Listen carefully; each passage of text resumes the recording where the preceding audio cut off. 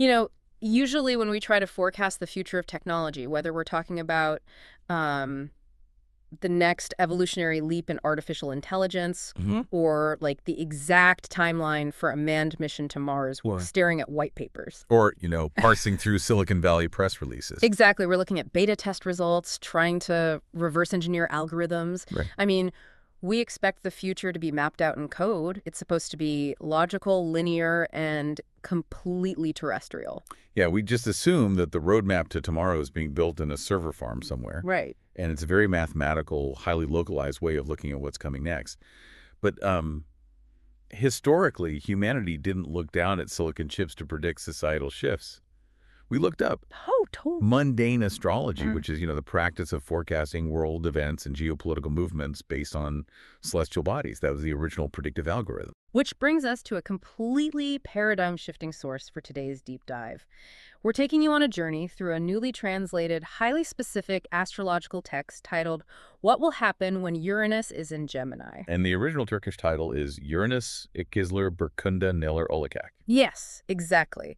And I need to point out a completely wild coincidence right out of the gate here. For you listening right now, today is May 1st, 2026. Which is huge. It's crazy because according to this source text, the planet Uranus entered the sign of Gemini a mere 5 days ago on April 26, 2026, and it's scheduled to stay there until August 4th, 2032. Yeah, and I mean, it is exceptionally rare that we get to analyze a source document where we are standing exactly on the starting line of the timeline it predicts. Right, we're usually looking back at these things. Exactly. We are not looking at this in hindsight. We are stepping right into the first week of a 7-year window that this author claims will fundamentally rewrite human civilization. So our mission for this deep dive is to map out that wild 7-year timeline because we are not just talking about, minor shifts in mood or personality quirks here. No, not at all. This text covers an enormous spectrum of human progress and peril. We're talking everything ranging from the literal golden age of artificial intelligence to massive geopolitical shakeups, all the way to, and I am not kidding, potential alien invasions. Yeah, it really goes there. And I think, regardless of whether you, the listener, are a hardcore astrology buff who tracks every single planetary transit, or if you're a complete skeptic who views this purely as science fiction, this text serves an incredibly valuable purpose. How so? Well, it acts as a fascinating psychological framework. It's almost like a mirror for our very real, very current anxieties regarding technology, space exploration, and just the fragile structure of our global society over this next decade. Okay, let's unpack this. Because before we can get into the dramatic global predictions, we have to understand the specific rules this text operates by. Right, the mechanic. Yeah, the astrology presented in this document reads almost like a mechanic's manual. The core mechanism revolves entirely around how the movement of Uranus directly affects human behavior using this system of numerical coefficients. What's fascinating here is that the text establishes a really rigid chain of causality. Uranus is the ruling planet of the Aquarius sign, and the author introduces these coefficients, which are basically mathematical representations of planetary energy fluctuating over time. Okay. So the text asserts that the measurable ups and downs of these Uranus coefficients directly dictate the moods, mental health, and behaviors of people with Aquarian placements in their natal charts. But the text distinguishes between different types of placements, right, which kind of dictates how the glitch manifests. Exactly. Like it claims that a person who has their natal sun in Aquarius might feel intensely depressed or suddenly lose their joy in life when the Uranus transit coefficient drops, but then it looks at a completely different placement, someone with their natal Mars in Aquarius. And their reaction is totally different. Right, when the coefficient drops for them, they don't get depressed. They exhibit unstable, aggressive, and highly unbalanced behavior. Yeah, and to understand why that distinction matters, you really have to look at the logic of astrological mechanics. Okay, break that down for us. Sure. So in astrology, the sun represents your core identity, your vitality, and your central sense of self. So a negative coefficient hitting your sun basically drains your baseline energy, which results in depression. Makes sense. And Mars? Mars, however, is the planet of drive, warfare, aggression, and impulse control. So when a transit disrupts Mars, it specifically disrupts a person's ability to manage conflict. Think of Uranus like a giant cosmic Wi-Fi router broadcasting a specific frequency, and anyone with strong Aquarian placements are the smart devices connected to that router. I love that analogy. Right, so when the signal drops, the devices start glitching out. But a smart thermostat glitching just makes the room cold. That's the sun in Aquarius getting depressed. Ah, okay. But a smart security system glitching might lock you inside and set off the alarms. That's the Mars in Aquarius becoming aggressive. That is a perfect way to look at it. That covers the transmission aspect, but the text actually goes deeper into the environmental reality of these transits. What do you mean? Well, it treats these coefficients exactly like a measurable environmental hazard. Low coefficients literally equal high behavioral volatility. Which begs the question of free will, honestly. If the ruling planet dictates the mood to the point of causing aggressive or unbalanced behavior, does the text imply these people are simply puppets on a string? Like, are they entirely at the mercy of this transit? Not exactly. The author frames it more like barometric pressure dropping before a massive storm. Oh, interesting. Yeah, it's not saying you have absolutely no free will, but it is saying the atmospheric pressure is pushing incredibly hard against your specific psychological framework. If you know the pressure is dropping, you have to actively work to maintain your balance. So it's an environmental hazard you have to navigate. Exactly. It requires extreme situational awareness because the environment is fundamentally hostile to your baseline programming. Well, that concept of atmospheric pressure perfectly sets the stage for the global events. Because if a low coefficient brings about these volatile, glitchy outcomes, then a high coefficient must bring the absolute peak of optimization. Spot on. And that brings us to the first major era of this 7-year timeline. Yeah, the text is actually very adamant that Uranus in Gemini is going to bring about some highly positive, almost utopian developments before any chaos ensues. Here's where it gets really interesting because it gives us the exact dates. The text points to specific periods where the Uranus coefficient hits a massive peak, a +7 coefficient. Those are the golden dates. Yeah, those dates are February 2028, April 2028, March 2029, and March 2030. And during these peaks, the text claims that everything related to communication, transportation, space travel, information, and specifically artificial intelligence will be incredibly positively affected. It literally brands this period the golden age of artificial intelligence. But why? Like, what's the logic behind that? The logic here combines the distinct profiles of the planet and the sign. Uranus represents sudden innovation, electricity, technological breakthroughs, and looking toward the future. Okay. And Gemini is the sign that rules communication, language, data exchange, and local networks. So when you place the planet of sudden technological leaps into the sign of data and language, a +7 coefficient means we are looking at unprecedented exponential leaps. So we're talking about massive jumps in large language models, neural networks, all that AI integration. Precisely. The theoretical breakthroughs we are debating today become everyday reality during those specific months. But the text couples this amazing technological boom with a very intense, very specific warning. Oh, it really does. It states that even during this high coefficient golden age, we must absolutely not surrender ourselves completely to AI and machines. And I want to throw out that tired cliche metaphor of, falling asleep at the wheel of a self-driving car here. Yeah, it's way deeper than that. Exactly. This isn't just about a machine turning off or a sensor missing a stop sign. Think of this warning more like the human immune system. Oh, that's a great way to frame it. Because a healthy immune system is a genius piece of biological engineering. It neutralizes threats silently, it manages the body's entire defense grid.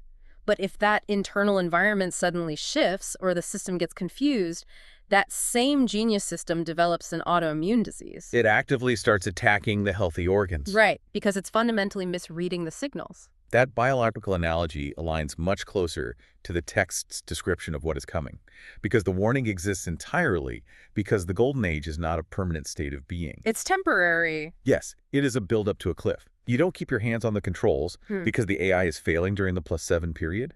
You maintain manual oversight because you are approaching a massive drop in the celestial atmospheric pressure that the AI's core programming just cannot comprehend. Wait, I need to push back on the text's inherent logic here.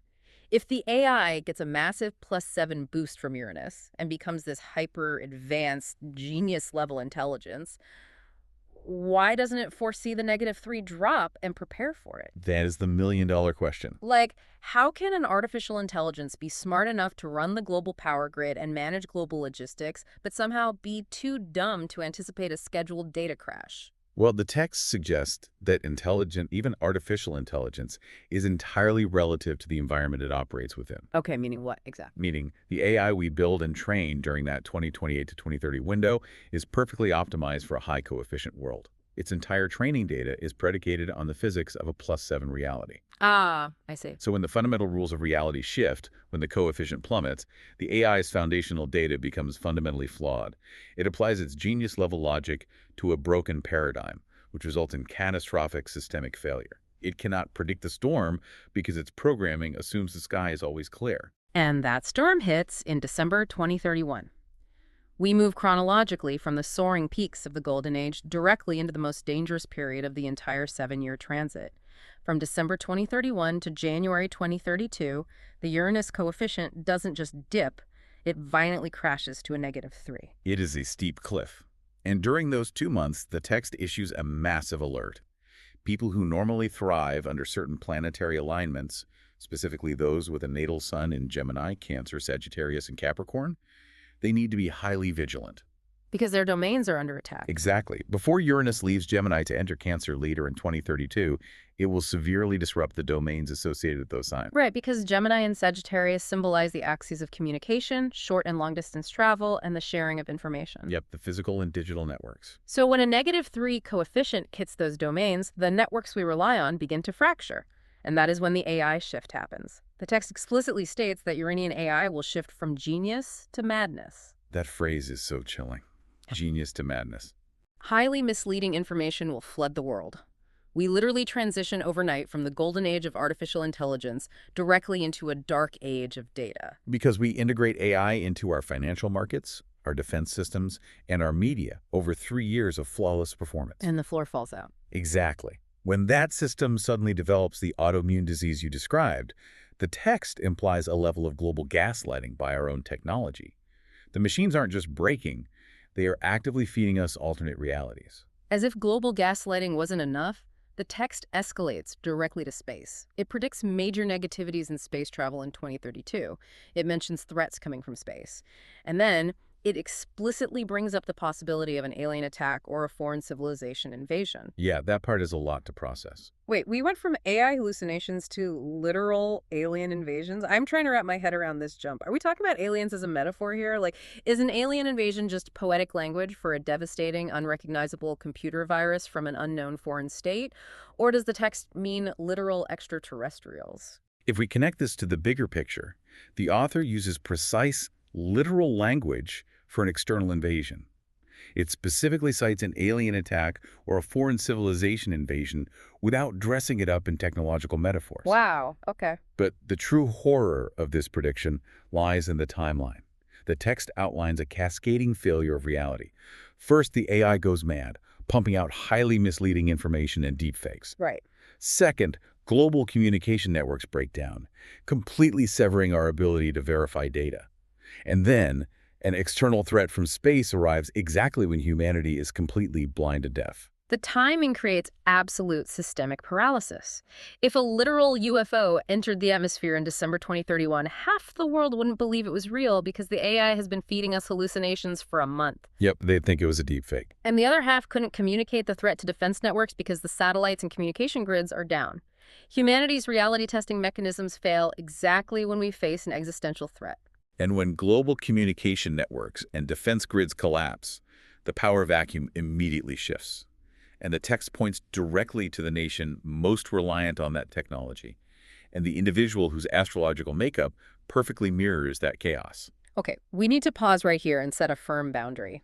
For you listening, we must explicitly state that we are merely reporting the mechanical claims made in this astrological source document. Yes, absolutely. We are not taking any political sides, we are not endorsing any political figures, and we are certainly not validating these geopolitical predictions as inevitable facts. We are strictly analyzing the internal logic of the text. With that impartiality firmly established, the text claims that the United States will be the single most negatively affected country during the December 2031 to January 2032 crash. Why the U.S. specifically? To understand why, we have to look at how mundane astrology assigns natal charts to countries. The text operates on the premise that the United States has its natal sun in Cancer and its Mars in Gemini. And as we established earlier, Cancer represents the foundation, the homeland, and domestic security. And Mars represents warfare, action, and how a nation projects its power. Exactly. Mars in Gemini means the U.S. exerts its power through information, rapid communication, media, and air power. Ah, okay. So when the ruling planet of disruption Uranus plummets to a -3 coefficient while sitting directly in Gemini, it neutralizes the U.S. Mars. So the very mechanism the U.S. uses to defend itself is the exact system that fractures. Right. It's technological and communication supremacy. This leads to the prediction that the U.S. will undergo radical, fundamental changes starting after the 2028 general elections, culminating in that 2031 crash. And within that chaotic American landscape, the text makes a highly specific prediction regarding Elon Musk. It states that his personal natal chart perfectly intersects with the chaos of this transit. The alignment is pretty wild. Yeah, Musk has his natal Mars in Aquarius and his natal Sun in Cancer. The text explicitly says his star will shine so brightly during this chaotic period that it points to him becoming the president of the United States. The text is weaving the technological narrative and the political narrative into a single knot here. Musk is intrinsically tied to artificial intelligence, space exploration, and global communication networks, the exact domains that Uranus and Gemini governs. Right. His chart, featuring a sun in Cancer matching the USA's sun, and a Mars in Aquarius, which is ruled by Uranus, makes him the human embodiment of the energy the text says will dominate this period. So what does this all mean? Based on the source's rules, is this a claim of pure determinism? Is Elon Musk predicted to rise to power because his chart acts as a destiny written in the stars? Or is the text suggesting that the chaotic energy of the transit is going to so drastically alter the political landscape that society will naturally elevate someone who vibrates at that specific chaotic frequency? This raises an important question, and the text leans heavily into synchronization rather than outright determinism. Okay, so it's not saying the planets force people to vote a certain way? No, not at all. Rather, when the cosmic Wi-Fi drops to a -3, the entire nation experiences a frequency of disruption and systemic madness. An individual whose natal chart is naturally tuned to operate within those exact conditions becomes a lightning rod. Wow. The political and social landscape breaks down, creating a power vacuum shaped exactly like a lock. The nation's chart becomes incredibly vulnerable, exactly where his chart becomes hyperactivated. He acts as the key. Let's take a step back and look at the sheer scope of the journey we just mapped out. We started at the baseline, today, May 1st, 2026, with Uranus having just crossed the threshold into Gemini. Just 5 days ago. Right. From here, we are looking ahead to a massive +7 peak, a true golden age of artificial intelligence stretching from 2028 to 2030, where language models and tech integration reach utopian levels. But we have to actively monitor the system. Because we are driving straight toward the -3 crash of December 2031, a 2-month window featuring AI shifting from genius to madness, global communication infrastructure collapsing, literal space threats appearing in our skies, and radical, paradigm-shifting political upheavals in the United States. When you step away from the specific dates, the coefficients, and the planetary transits, you really realize why documents like this carry so much weight. Yeah. Whether you believe that the movement of Uranus dictates human behavior, or you view this entirely as a psychological exercise, this text serves as a flawless mirror for our collective subconscious. It reflects our deep-seated fear of losing control to the artificial intelligence we are racing to build. Absolutely. It highlights our terrifying awareness of how fragile our global communication systems really are, and it perfectly captures the visceral unpredictability of our political future. We are taking the immense, overwhelming anxieties of the 21st century and projecting them onto the oldest canvas humanity has ever known, the stars. It really is the ultimate coping mechanism for an era of exponential change. But I want to leave you with one final thought to mull over based on the specific timeline we unpacked today. Let's hear it. If the internal logic of this text holds true, if the artificial intelligence we build during that utopian golden age genuinely devolves into an autoimmune madness, and it does so precisely when our global communication systems break down in 2031, how will we even know what is real anymore? We might not. If we can't trust the data displayed on our screens and we can't communicate across networks to verify the truth with our own eyes, will the true alien invasion simply be our complete inability to recognize our own technology?